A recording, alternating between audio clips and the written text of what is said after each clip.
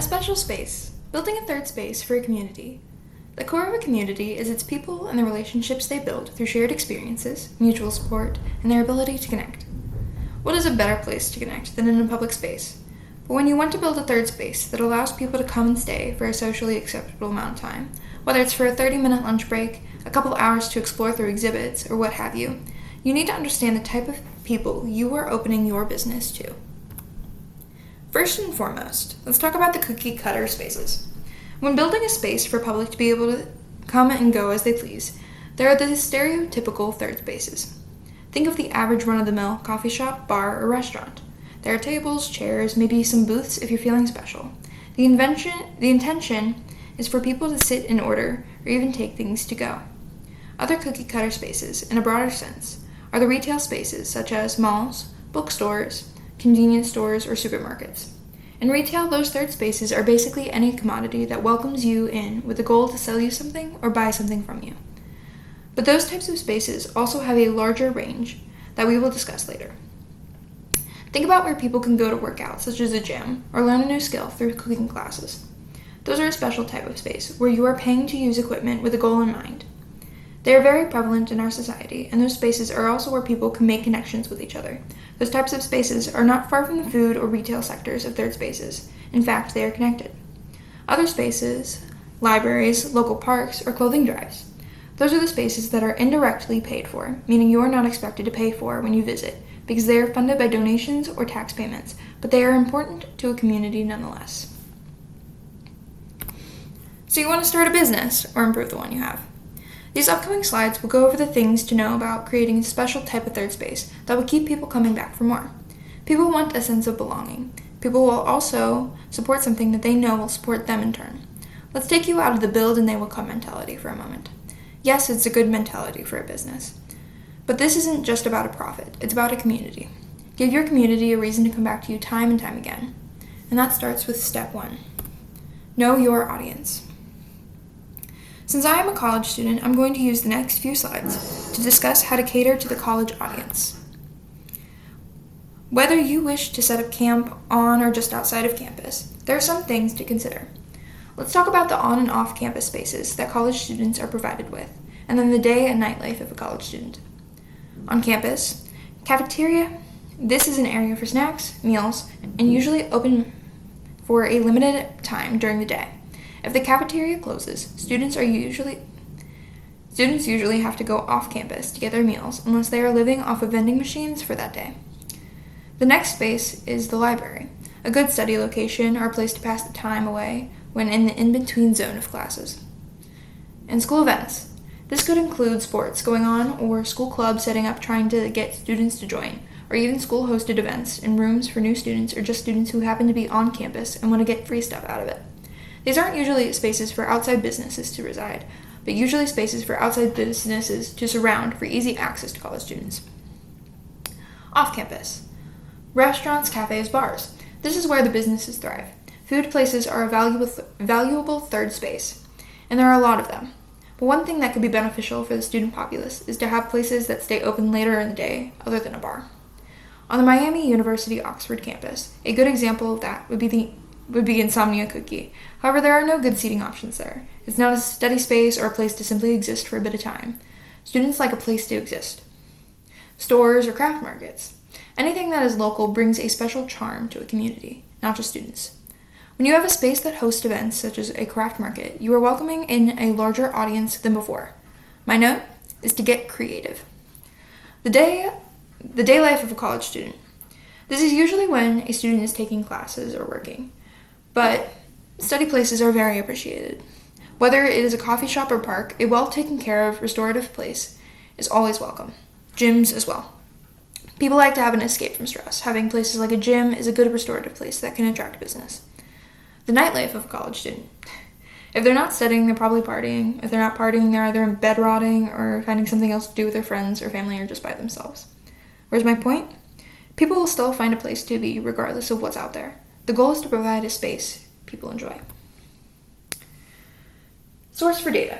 Here's some data from a peer-reviewed article titled Special Places for Students, Third Place and Restorative Place. This article goes over a lot of what I talked about in the previous slide. They conducted 4 projects to provide the data for this article. 3 were focused on student experiences associated with third place, and 1 project focused on restorative place. All 4 projects were similar in perspective and design. 91 students participated in the third place project. In addition, 67 students participated in finding and describing their restorative place. There will be a reference section at the end of this presentation if you would like to read the full article for this, by the way. And then here's some more data from the article.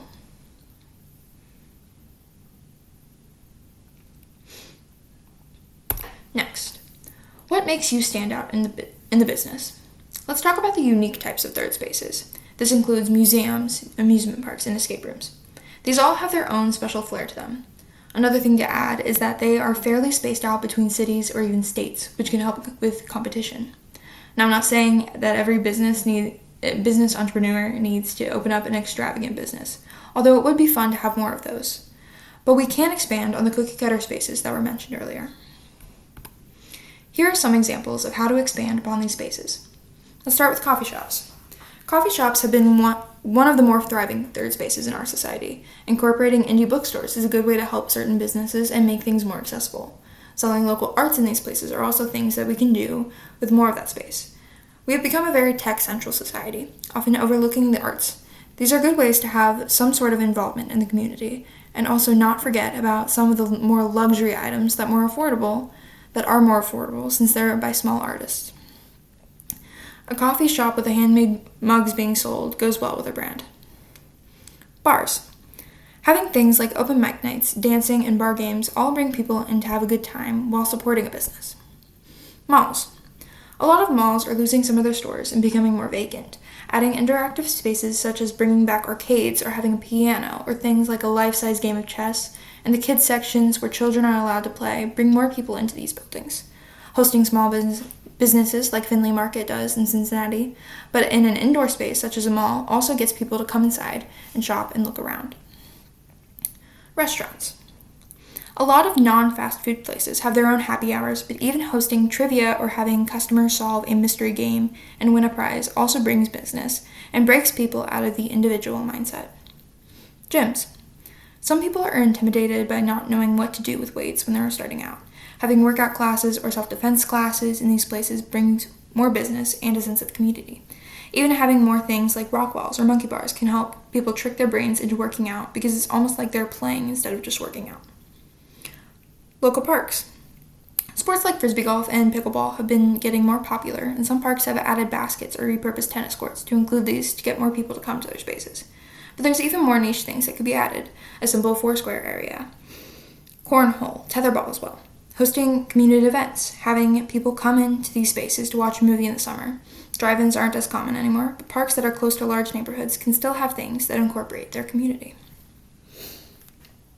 Finally, let's talk about ways to incorporate the community around you. All of these examples given in the past slide were for profit. Yes, they get people more interactive with each other. However, businesses should do well to give back to the community they are profiting from. Let's talk about waste management. In places like the food industry, there is without a doubt going to be food waste, whether it's by not having enough sales and having food go bad, or having to throw away batches of food that was prepared because you can't sell the items, etc. There are ways that you as a business owner can give back to the community. Businesses such as breakfast places that have to prepare a certain amount of food in the morning can still donate what food wasn't sold to homeless shelters or nursing facilities instead of throwing it away unless the food went bad. Even if you as an owner are hesitant to donate in fear of dealing with getting sued for poor food quality, you can still fund food drives with canned items or non-perishable items. Moving to the fashion industry. In places like the fashion industry, there is a large quantity of clothing being produced that is well over the desperate need for new garments. Businesses that sell clothing can include clothing drives that can be donated to those who need.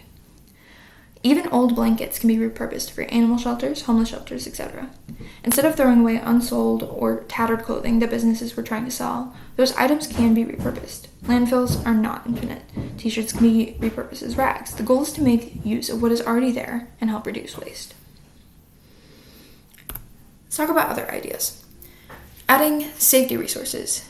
Give people information about how to reach out for help if they are in a difficult situation. Some people cannot get out of a situation safely on their own. Posting information in bathrooms and training employees to recognize the signs to report issues is beneficial to a community. Local supports local.